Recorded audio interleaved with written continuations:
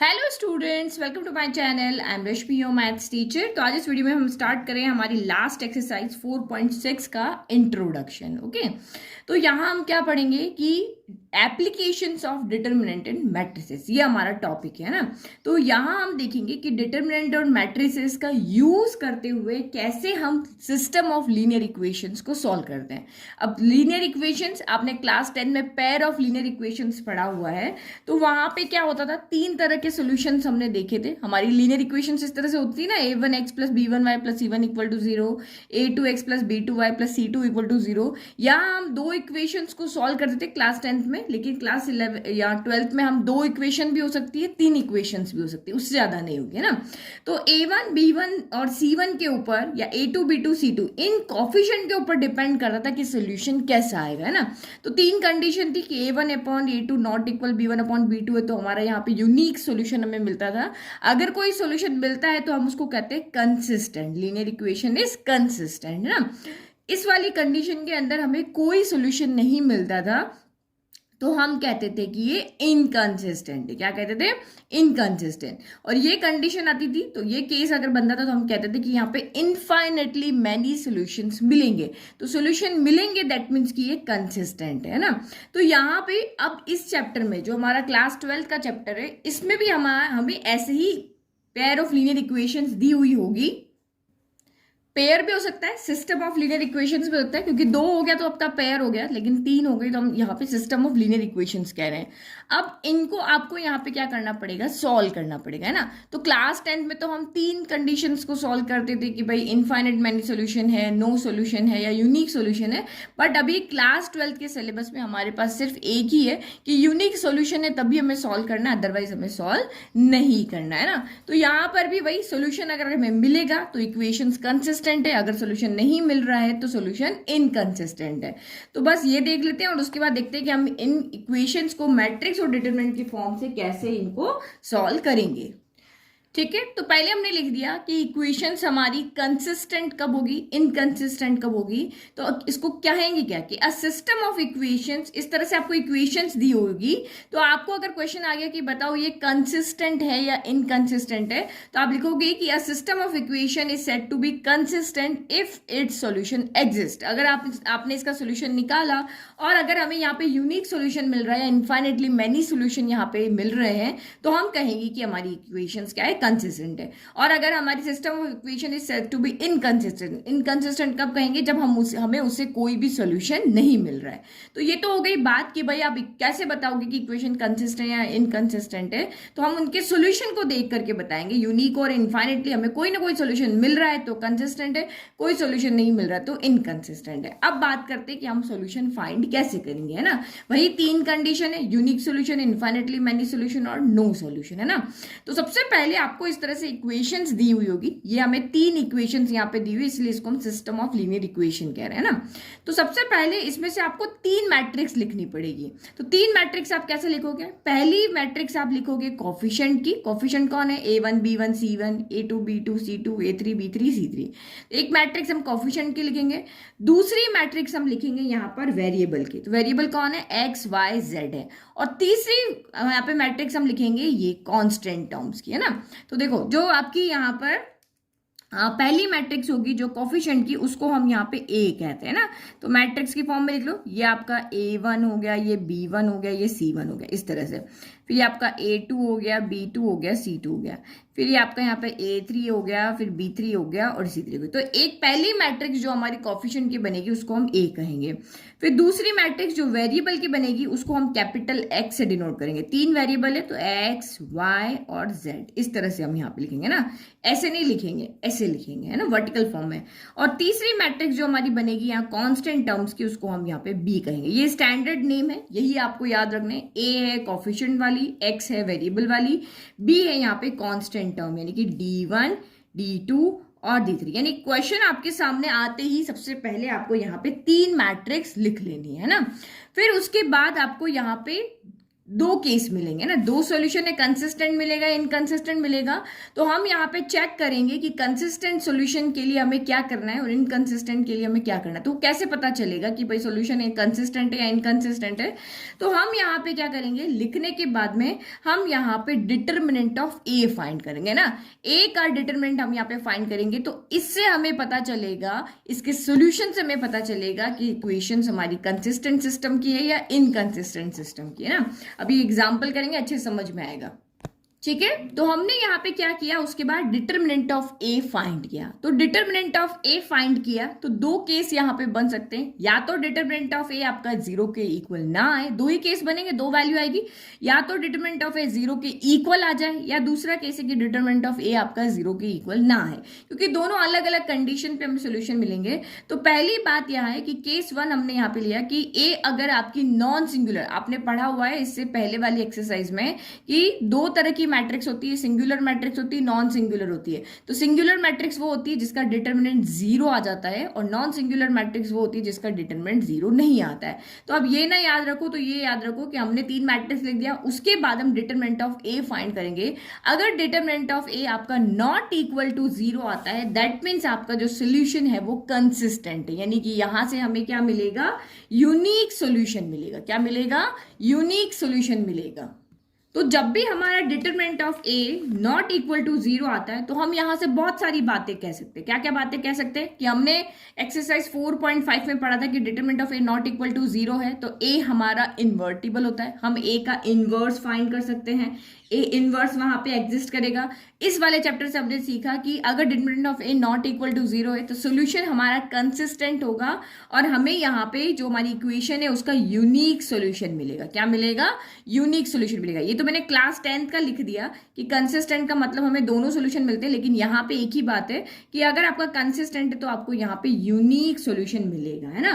तो ये कंडीशन आपको याद होगी, determinant of A not equal to 0 मतलब इनवर्स एग्जिस्ट करेगा, नॉन सिंगुलर मैट्रिक्स होगी, यहाँ पे इनवर्स एग्जिस्ट करेगा, और चौथी बात हमारी यहाँ की हमें यहाँ पे यूनिक सॉल्यूशन मिलेगा। अब सॉल्यूशन मिलेगा ये हमने यहाँ से बता दिया कि भाई कंसिस्टेंट होगा और यूनिक सॉल्यूशन मिलेगा, लेकिन अब वो सॉल्यूशन मिलेगा कैसे, तो हम वापस जाएंगे इसके पास में। अब इसको यहाँ पे हम क्या करेंगे, सॉल्व करेंगे। तो देखो ये इधर से हमें क्या मिला, इधर से हमें एक कोफिशिएंट की मैट्रिक्स मिली और हमें वेरिएबल की मैट्रिक्स मिली, तो इन दोनों को हम यहाँ पे इस तरफ लिखेंगे, ए एक्स इक्वल टू हमें बी, है ना, जैसे थे वैसे ही लिखे, ए भी इधर से मिला, एक्स भी इधर से मिला, दोनों का मल्टीप्लाई कर दिया, क्योंकि आप इन दोनों को जो मल्टीप्लाई करोगे तो फिर से यही इक्वेशंस आपकी यहाँ पे बन जाएगी। तो अब हमें यूनिक सॉल्यूशन मिलेगा, तो अब x की वैल्यू निकाली। सॉल्यूशन का मतलब यहाँ पे क्या होता है, जो वेरिएबल से उनकी वैल्यू हमें यहाँ पे फाइंड करनी है ना। यही करते थे हम कि हमारी दो इक्वेशन होती थी, जैसे a1x plus b1y equal to c1, a2x plus b2y equal to c2, यही था हमें क्लास 10th में। तो हम वहाँ पे सॉल्व करते क्या करते थे, एलिमिनेशन मेथड, सब्स्टिट्यूशन मेथड लगाते थे और एक्स वाई की वैल्यू फाइंड करते थे। तो यहाँ पर भी हमें इन एक्स वाई जेड की वैल्यू फाइंड करनी है, तो हम लेफ्ट में यहाँ एक्स को रखते हैं। एक्स का मतलब क्या है, ये पूरी मैट्रिक्स है, ए का मतलब ये पूरी मैट्रिक्स, बी का मतलब ये पूरी मैट्रिक्स है। तो हम ए को यहाँ से क्या करते हैं, इधर भेज देते, तो ए इधर आके क्या हो जाएगा, ए इनवर्स हो जाएगा, और ये बी। तो आपने यहाँ पे डिटरमिनेंट ऑफ ए निकाल के देखा कि नॉट इक्वल टू 0 आ रहा है, तो हमें यूनिक सोल्यूशन मिलेगा, और यूनिक सोल्यूशन के लिए आपको इसको लेकर के आना है, और यहाँ पे क्या करना है, एक्स की वैल्यू पुट करना है। ए जो ए आपकी मैट्रिक्स है उसका ए इनवर्स निकालना, तो ए इनवर्स तो आप सभी को पता है ये क्या होता है, 1 upon determinant of A into adjoint of A होता है। तो ए इनवर्स हम यहाँ से निकाल लेंगे, बी की वैल्यू हमारे पास यहाँ है ये, तो बस इस मैट्रिक्स को पुट करोगे, इसको पुट करोगे, इसको पुट करोगे, सॉल्व करोगे, तो आपको यहाँ से एक्स वाई जेड की वैल्यू मिल जाएगी ना। तो पहली केस हमारा बहुत ईजी है कि determinant of A not equal to 0 आता है, तो हम x equal to A inverse B रखेंगे, वैल्यू पुट करेंगे यहाँ पे तीनों मैट्रिक्स की, और उसको सॉल्व करेंगे तो हमें एक्स वाई जेड की वैल्यू मिल जाएगी। कंपेयर करके, जैसे यहाँ पे 3 टर्म है ना, इस तरह से 3 टर्म आए है ना, यहाँ पे इस तरह से 3 टर्म है, तो जैसे ही जब आप इसको यहाँ पे सॉल्व करोगे तो यहाँ पे भी आपको इस तरह से 3 टर्म मिलेगी। तो आप कंपेयर कर लोगे, x इक्वल टू 3 होगा, y इक्वल टू -5 होगा, और z इक्वल टू 6 होगा, और ऐसे कंपेयर करके हम यहाँ पे, क्योंकि इक्वलिटी ऑफ मैट्रिक्स हम कंपेयर करके यहाँ पे x y z की वैल्यू निकाल लेंगे। अब दूसरा केस कि अगर डिटरमिनेंट ऑफ a आपका 0 आ जाता है, नॉट इक्वल 0 आएगा तब तो हम यहाँ से सॉल्व कर लेंगे, अगर 0 आ गया तब क्या करेंगे, ठीक है, तो ये हमारा case second, determinant of A equal to 0 आता है तो हम उसको सिंगुलर मैट्रिक्स कहते हैं ना। तो इस कंडीशन में, उस कंडीशन में आपको x equal to A inverse B calculate करना है, और इस कंडीशन में आपको यहाँ पे क्या कैलकुलेट करना है, then find adjoint of A into B. ठीक है, जब अगर आपने सॉल्व किया, डिटरमिनेंट ऑफ ए आपका 0 के इक्वल आ गया, तब आपको एडजॉइंट ए इनटू बी निकालना है ना। अब इसकी भी कोई ना कोई वैल्यू आएगी, इसको भी आप जब आप सॉल्व करोगे तो कोई ना कोई आपकी यहाँ पे मैट्रिक्स आएगी, तो दो केस यहाँ पे भी आपके बनेंगे ना, इसकी वैल्यू के ऊपर दो केस बनेंगे। तो पहला केस ये है कि वही अगर आपका adjoint of A into B equal 0 आ जाए, नॉट इक्वल 0 आ जाए, और दूसरा केस यहाँ पे मैं यही लिख देती हूँ ना, केस सेकंड हमारा यहाँ पे बनेगा कि if adjoint of A into B आपका 0 आ जाए। दो केस यहाँ पे बनेंगे, आपने ये वैल्यू फाइंड किया, वैल्यू फाइंड करने के बाद आप यहाँ पे देखोगे क्या ये 0 मैट्रिक्स आ रही है, या फिर आपका यहाँ पर क्या आ रहा है, नॉट इक्वल टू 0 मैट्रिक्स, यानी 0 मैट्रिक्स आ रही है या 0 मैट्रिक्स नहीं आ रही है। तो अगर ये केस अगर आपका वहां पे बन जाता है, ये बहुत इजी है, तो आप यहाँ पे कह दोगे कि जो इक्वेशंस है, the system of equations are inconsistent, क्योंकि हमें सिर्फ यूनिक सोल्यूशन मिलेगा तब भी हमें सॉल्व करना है, इस कंडीशन के लिए हमें सॉल्व करना ही नहीं है, क्योंकि हमारे जो सिलेबस में है वो सिर्फ यूनिक सोल्यूशन के लिए, इनके लिए सॉल्व कैसे करना वो हमें नहीं बताया ना यहाँ पे। तो सिर्फ हम कह देंगे कि भाई ये आ गया, उसके बाद हमने ये कैलकुलेट किया, ये कैलकुलेट करके देखा, अगर ये आ गया तो हम लिख देंगे कि भाई सोल्यूशन जो है वो इनकंसिस्टेंट है, तो then there is no solution. इस कंडीशन में इनकंसिस्टेंट हो गया तो हमें कोई सॉल्यूशन नहीं मिलेगा। लेकिन अगर आपका एडजॉइंट ए डॉट बी अगर इक्वल टू 0 आ गया, तब हम यहाँ पे क्या कहेंगे, then system of linear equations, यहाँ पे आप कंसिस्टेंट भी हो सकती है, इनकंसिस्टेंट भी हो सकती है, यानी कि अगर ये कंडीशन आती है तो हम कहेंगे, ये कंडीशन आती है तो सिर्फ एक यहाँ पे लिखा हुआ है कि भाई इनकंसिस्टेंट हो गया, बात खत्म हो गई। लेकिन इस कंडीशन में हमारी दोनों केस हो सकते हैं, हमारी सॉल्यूशन कंसिस्टेंट भी हो सकता है, इनकंसिस्टेंट भी हो सकता है। कंसिस्टेंट का मतलब यहाँ पे क्या होगा कि हमें सॉल्यूशन मिल भी सकता है, यूनिक सॉल्यूशन हमें सिर्फ उस कंडीशन में मिलेगा, या हमें मिलेगा इनफाइनेटली मेनी सॉल्यूशन, और इनकंसिस्टेंट है मतलब नो सॉल्यूशन, है ना। यहाँ पे ये सिर्फ एक बात कह रहा है, यहाँ पे पूरा डाइसी है, इसको नहीं पता कि सॉल्यूशन कैसा आएगा। सॉल्यूशन आपका आ भी सकता है और नहीं भी आ सकता है। अगर आएगा तो बहुत सारे इनफाइनाइट मेनी सॉल्यूशंस मिलेंगे, और नहीं आएगा तो हमें यहाँ पे कोई सॉल्यूशन नहीं मिलेगा। लेकिन जो हमने पीछे पढ़ा ना, जहाँ पे determinant of A not equal to 0 है, यहाँ हमें सिर्फ इस कंडीशन में हमें यूनिक सॉल्यूशन मिलेगा, तो हमें यही वाली कंडीशन है, तब भी हमें सॉल्व करके XYZ की वैल्यू निकाल के बतानी है। अदरवाइज अगर हमारी ये कंडीशन आ जाती है तो हमें बस यहाँ पे आंसर को इसको सॉल्व करके लिख करके बता देना है कि भाई ये नॉट इक्वल टू 0 है, तो हमें इनकंसिस्टेंट है, कोई सॉल्यूशन मिलेगा। अगर ये वाली कंडीशन आ जाती है तो हम कह देंगे कि भाई ये कंसिस्टेंट भी हो सकता है, इनकंसिस्टेंट भी हो सकता है, हमें बहुत सारे सॉल्यूशंस भी मिल सकते हैं और हमें नो सॉल्यूशन भी मिल सकता है। बस फाइनल कोई हमें XYZ की वैल्यू फाइंड करके नहीं दिखानी है। ठीक है, समझ में आ गया? कुछ नहीं समझ में आया तो अब यहाँ पे हम एग्जाम्पल लेते हैं, तो एग्जाम्पल से आपको बहुत अच्छे से समझ में आएगा। एग्जाम्पल नंबर 27 लेते हैं। ठीक है, अब हमें इनको सॉल्व करना है। सॉल्व करने से पहले सबसे पहली स्टेप क्या होती है कि पहले मैट्रिक्स लिखो यहाँ से। तो मैट्रिक्स आपकी यहाँ पे क्या होगी, ए मैट्रिक्स जो होती है वो कॉफिशिएंट की मैट्रिक्स होती है। तो 2 हो गया, फिर आपका 5 हो गया, फिर आपका 3 हो गया, ये आपका 2 है। यहाँ x आएंगे, यहाँ आएंगे, और z तो z आएगा। ये तो हमारी 2 ऑर्डर की मैट्रिक्स हो गई। फिर कैपिटल X आपकी यहाँ पे क्या होती है, वेरिएबल की मैट्रिक्स होती है, 2 ही वेरिएबल है। फिर B आपकी यहाँ पर क्या होती है, तो कॉफिशिएंट की मैट्रिक्स होती है, तो 2 ही कॉफिशिएंट है ना। ये इधर ही रहेंगे, यानी कि उधर लेके जाओगे, इधर ही रहेंगे। ठीक है, फिर फर्स्ट कंडीशन केस 1 पे जाते कि डिटरमिनेंट ऑफ ए हमारा यहाँ पर क्या आ रहा है, हमें ये फाइंड करना है ना। उसी से पता चलेगा कि हमें केस 1 को सॉल्व करना है, यानी x equal to A inverse b लगाना है, ये वाला। अगर हमने ये सॉल्व किया, इसके ऊपर डिपेंड करेगा कि ये हमें सॉल्व करना है या ये हमें सॉल्व करना है। इक्वल 0 आएगा तो ये निकालेंगे, और अगर नॉट इक्वल टू 0 आया तो ये निकालेंगे, है ना। स्टेप बाय स्टेप चल रहे हैं। तो ये यहाँ पे देखो डिटरमिनेंट ऑफ ए कितना हो जाएगा, 2 2 ज़ा 4 माइनस 5 3 ज़ा 15 हो गया। तो 15 में से 4 गया तो आपका यहाँ पे क्या बचा, 11 बचा। साइन नेगेटिव आएगा क्योंकि 15 बढ़ा। तो आपने क्या देखा कि ये नॉट इक्वल टू 0 आ रहा है, तो इसका मतलब नॉट इक्वल टू 0 आ रहा है। तो अब यहाँ से क्या क्या कह सकते हो कि हम यहां से कह सकते हैं कि ए इज नॉन सिंगुलर। देखो कौन कौन सी बातें आप यहां से कह सकते हो अगर आपको पूछे तो, कि पहले हम कह सकते हैं ए जो है वो हमारा नॉन सिंगुलर मैट्रिक्स है। दूसरी बात हम यहां से कह सकते हैं कि नॉन सिंगुलर है तो ए इनवर्स हमारा यहाँ पे एग्जिस्ट करेगा, हम ये कह सकते हैं। तीसरी बात यहाँ पे क्या कह सकते हैं, सॉल्यूशन जो होगा वो हमारा क्या होगा, कंसिस्टेंट होगा, कंसिस्टेंट है। और यहाँ पे क्योंकि ये नॉट इक्वल 0 आ रहा है तो हमें यहाँ पे यूनिक सॉल्यूशन मिलेगा। हम यहाँ पे ये 4 बातें कह सकते हैं ना। अब यूनिक सॉल्यूशन आपको मिल गया है तो आपको यहाँ पे क्या करना है, अब x इक्वल टू, ये नॉट इक्वल टू 0 आते ही आपको देख लेना दिमाग में कि हमें x equal to a inverse b में वैल्यू को पुट करना है ना। तो x की वैल्यू डायरेक्ट है, b की वैल्यू डायरेक्ट है, पहले a इनवर्स लेकर आओ। तो a इनवर्स यहाँ पे क्या होता है, 1 upon determinant of a into क्या होता है, एडजॉइंट ऑफ a होता है। तो डिटर्मिनेंट ऑफ a हम फाइंड कर चुके हैं, now adjoint of a find करते हैं। तो एडजॉइंट ऑफ a यहाँ पे क्या होगा, 2 ऑर्डर की मैट्रिक्स से शॉर्टकट मेथड लगा लेते हैं, ये दोनों इंटरचेंज हो जाएंगे तो इंटरचेंज होकर वही रहेंगे और दोनों के साइन क्या हो जाते हैं, नेगेटिव हो जाते हैं। यही हमारा एडजॉइंट ऑफ ए है। अब फाइंड करो यहाँ पे A inverse equal to 1 upon -11 into adjoint of A क्या हो गया, 2 -3 -5 और ये 2 हो गया है ना। तो अब यहाँ पे आप क्या करो कि नेगेटिव को हम अंदर भेज दें, नेगेटिव को कभी हम बाहर नहीं रखते। तो ये इनवर्स इक्वल टू 1/11 हो गया, नेगेटिव अंदर गया तो जो प्लस है वो माइनस हो जाएगा, जो माइनस है वो आपका प्लस हो जाएगा, है ना।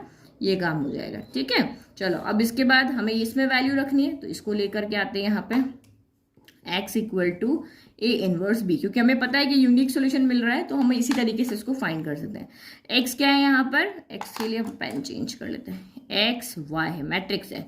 ए इनवर्स यहाँ पे क्या है तो 1/11 है, -2 है, 3 है, 5 है, -2 है। फिर आपका b यहाँ पे कौन है, तो b आपका यहाँ पे ये रहा 17 है। चलो अब क्या करना है, सिर्फ आपको मल्टीप्लाई करना है। तो करो मल्टीप्लाई, मल्टीप्लाई तो आपको करना आता है। ये वाली जो मैट्रिक्स है वो उठ के इधर आ जाएगी 17, ये जो कॉलम है ये आपका क्या बन जाएगा, रो बन जाएगा। तो चलो ये हमने किया, ये हमारे एज इट इज चलती रहेगी। इधर बस इसी तरह की मैट्रिक्स इधर भी आ जाएगी। ये 1/11 हो गया, -2 इंटू 1 -2, 7 5 35 तो प्लस का 35, फिर 3 1 3, फिर -2 इंटू 7 तो माइनस का 14 हो गया। तो ये आपका यहाँ से क्या हो गया, ये x y as it is हो गया, 1/11 हो गया। 35 में से आपका यहाँ पर 2 गया तो 33 बच गया, -14 में से आपका 3 गया तो माइनस का 11 बच गया, ठीक है। तो जैसे ये मैट्रिक्स है, इक्वलिटी ऑफ मैट्रिक्स लगाने के लिए इधर भी मैट्रिक्स होनी चाहिए, तो 1/11 को अंदर भेज देते हैं। तो ये आपका यहाँ पर x y हो गया, 1/11 अंदर जाएगा नहीं, 1/11 मल्टीप्लाई होगा तो ये 33 इंटू 1/11 हो गया और ये -11 इंटू 1/11 हो गया। जो मैट्रिक्स के बाहर रखा है तो अंदर जाके सबसे मल्टीप्लाई होता है ना, तो 11 से कैंसिल हो गया 3 टाइम, 11 से कैंसिल हो गया 1 टाइम हो गया। तो यानी कि यहाँ से आपका क्या हो गया, ये x y है, यहाँ से आपका आ गया है 3 और यहाँ से आ गया माइनस का 1। तो x कितना हो गया, 3 हो गया, y कितना हो गया, माइनस का 1 हो गया। तो इसकी जो है हमें यूनिक सोल्यूशन क्या मिला, x इक्वल टू 3 मिला, y इक्वल टू माइनस का 1, ये हमें यहाँ से यूनिक सॉल्यूशन मिले। अब आप चाहे इसको इस मेथड से सॉल्व करो, चाहे आप इसको आपके क्लास 10 के मेथड से सॉल्व करो, यही यूनिक सॉल्यूशन हमें मिलेंगे। देखो x की जगह 3 रखो तो 3 2 जा क्या हो गया, 6 हो गया। y की जगह -1 आपने रखा तो 5 इंटू -1 -5 तो 6 -5 1, हमारी सही हो रही है। और इसको भी आप चेक करके देखना, ये बिल्कुल लेफ्ट इक्वल टू राइट आएगा। तो ये तो हमारे फर्स्ट केस हो गया। इस केस को हमने सॉल्व करके देखा कि अगर डिटरमिनेंट नॉट इक्वल टू 0 आता है तो हम ये सॉल्व कैसे करते हैं। अब दूसरा एक और एग्जांपल लेते हैं जिसमें हम देखते हैं कि डिटरमिनेंट जो है वो हमारा 0 आएगा। 0 आने की कंडीशन में हमें क्या करना होता है, इसको सॉल्व करना होता है ना। इसको सॉल्व करके फिर हमें कोई वैल्यू नहीं निकालनी, यहाँ पे हम सीधा कह देंगे ये केस या ये केस वहां पे लिख देंगे। देखो ये भी एग्जाम्पल, ठीक है। तो ये मैंने एक और एग्जांपल लिया। पहले मैट्रिक्स लोगो कोफिशिएंट की मैट्रिक्स 2 1 4 2, तो ये हो गया 2, ये हो गया 1, ये हो गया 4, ये हो गया 2। फिर आपकी आती है वेरिएबल की मैट्रिक्स, इसको हम कैपिटल X से डिनोट करते हैं, सिर्फ 2 वेरिएबल है x y। फिर आपकी आती है यहाँ पर कांस्टेंट टर्म की मैट्रिक्स जिसको हम b से डिनोट करते हैं, तो ये आपका 1 हो गया, ये आपका 7 हो गया। फिर वही फर्स्ट स्टेप क्या होती है, डिटरमिनेंट ऑफ a यहाँ पे निकाल के बताओ क्या है। तो देखो डिटरमिनेंट ऑफ a यहाँ पे क्या होगा, 2 2 4 -4 1 4, तो 4 -4 यहाँ पे क्या आ रहा है, 0 आ रहा है। तो 0 आ रहा है तो आप यहाँ पे क्या लिख सकते हो कि अब हमें यहाँ पे यूनिक सोल्यूशन तो नहीं मिलेगा। तो इसका मतलब फर्स्ट थिंग हम लिख सकते हैं A इज सिंगुलर मैट्रिक्स। हमें यहाँ पे क्या लिख सकते हैं, A इज सिंगुलर मैट्रिक्स है ना, सिर्फ हम यही बता सकते हैं अगर ये सिंगुलर मैट्रिक्स है तो ना तो ए इनवर्स एग्जिस्ट करेगा और हमें कोई यहाँ पे यूनिक सोल्यूशन नहीं मिलने वाला है ना। तो अब हमें यहाँ पे अब पता चल गया कि ये determinant of A equal to 0 आ रहा है। तो इस केस के बाद हमें नेक्स्ट स्टेप क्या होता है कि adjoint of A into B निकालो, ये निकाल के बताओ, ये स्टेप हमारी होती है ना। तो देखो बी तो हमारे पास सीधा का सीधा है, एडजॉइंट ऑफ ए कितना होगा तो यहाँ निकाल देते हैं। एडजॉइंट ऑफ ए में क्या होता है, 2 ऑर्डर की मैट्रिक्स से सिंपल है और इनको इंटरचेंज कर दो और इनके साइन चेंज कर दो, यही हम करते हैं। चलो अब नाउ यहाँ पे निकालते हैं ये adjoint of A into B निकालते हैं। अब इसके ऊपर हमारा डिपेंड करेगा कि क्या इनकंसिस्टेंट होगा, कंसिस्टेंट होगा, क्या होगा। तो एडजॉइंट ऑफ ए कितना है 2 -4 -1 2, बी कितना है तो 1,7 है। करो मल्टीप्लाई, तो ये 1 7 यहाँ से उठ के कहाँ चला जाएगा, इधर चला जाएगा। करो मल्टीप्लाई, तो ये हो गया 2 1 2, 7 इंटू -1 माइनस का 7, -4 इंटू 1 -4 और +7 का क्या हो गया 14 हो गया। देखो नॉट इक्वल टू 0 आ रहा है तो ये आपका -5 हो गया और ये आपका 10 हो गया। तो यहाँ पे हमारा केस फर्स्ट आ रहा है। केस फर्स्ट हमारा कौन सा था कि adjoint of A dot B is not equal to 0 आ रहा है ना, ये वाला। देखो ये नॉट इक्वल टू 0 आ रहा है तो आप कह दोगे कि भाई इनकंसिस्टेंट है और हमें यहाँ पर कोई सॉल्यूशन नहीं मिलेगा, है ना, ये वाला हमारा केस बन रहा है। तो आप यहाँ पे कोई सॉल्यूशन नहीं फाइंड कर रहे, हम सीधा का सीधा लिख देंगे कि here adjoint of A dot B is not equal to 0। 0 नहीं है ना, 0 के लिए ये भी 0 होना चाहिए था, ये भी 0 होना चाहिए था ना। तो आप फाइनल लिख दोगे hence system of linear equations is inconsistent, कोई सॉल्व नहीं करना है, सीधा लिख देंगे inconsistent and there is no solution, हमें यहाँ कोई सोल्यूशन नहीं मिलेगा, है ना। इनकंसिस्टेंट बता दिया और नो सोल्यूशन तो हमें फाइंड नहीं करना है। अब मान लो ये ना आकर के अगर ये इक्वल 0 आ जाता, अगर एडजॉइंट ए अपने यहाँ जो फाइंड किया मान लो अगर ये इक्वल 0 आ जाता, ये आ जाता इक्वल 0 हो जाता, तो कुछ नहीं करना, हमें सिर्फ ये लिख देना है कि the system of linear equation consistent और इनकंसिस्टेंट सोल्यूशन में बी मैनी सोल्यूशन और नो सोल्यूशन, है ना। बस ये स्टेटमेंट उठा के हमें लिख देना है, कोई सोल्यूशन इस कंडीशन में हमें फाइंड नहीं करना है। तो बहुत इजी एक्सरसाइज है, इंट्रोडक्शन मैंने आपको पूरा बता दिया। अब आप चाहो तो पूरी एक्सरसाइज को खुद से बैठ करके सॉल्व कर सकते हो। कल आपको इसकी एक्सरसाइज की वीडियो मिल जाएगी, वहां से फिर आप सॉल्व कर लेना, कहीं डाउट है तो देख लेना, अदरवाइज आप पूरी एक्सरसाइज को खुद से सॉल्व कर सकते हो, ठीक है। तो नोट्स के लिए लिंक डिस्क्रिप्शन में है, आप वहां से उसको डाउनलोड कर सकते हो फ्री में। और प्लीज चैनल को लाइक शेयर सब्सक्राइब जरूर करो। Thank you.